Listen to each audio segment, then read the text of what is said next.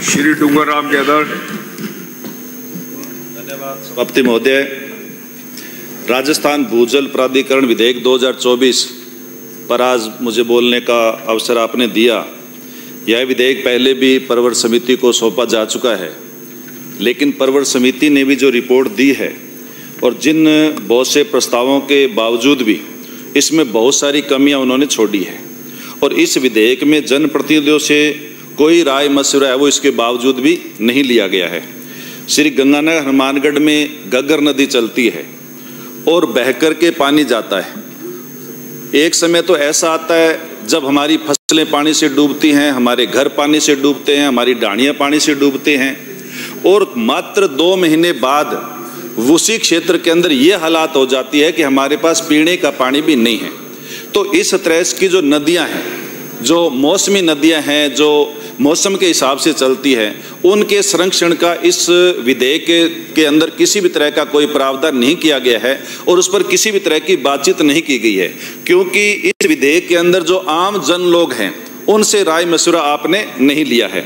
इसके बावजूद भी सूरतगढ़ क्षेत्र के अंदर जो IGNP नहर है, उस नहर के नीचे के जो पटड़े हैं उन पटड़ों को भी पक्का करने का काम किया और उनको पक्का करने के बाद रिलाइनिंग करने के बाद भूजल स्तर है वो गहराता चला जा रहा है।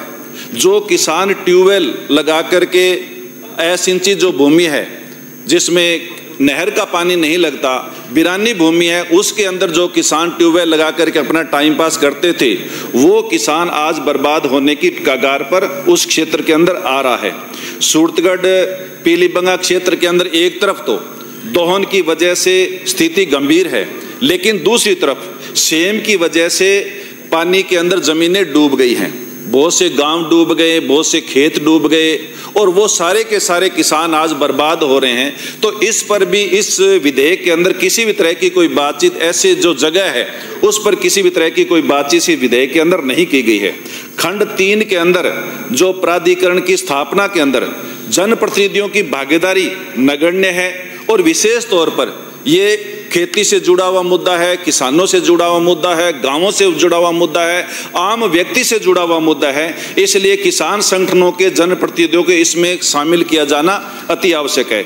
इसके साथ साथ खंड 22 के अनुसार जो आपने पानी के लिए दंड का प्रावधान किया है, अब पीने का पानी भी हम नहीं दे पाएंगे, पानी के लिए भी हम लोग दंड का प्रावधान करेंगे और पानी के लिए भी जब किसी को जरूरत होगी तो उसकी फाइल भी प्राधिकरण के पास जाएगी। ये हम राजस्थान की जनता के साथ बहुत बड़ा धोखा हम कर रहे हैं। ये इसलिए यह आमजन, किसान, व्यापारी में इससे डर का माहौल है वो बनेगा और प्राधिकरण के अधिकारियों को बेवजह आम आदमियों को परेशान करने का मौका मिलेगा।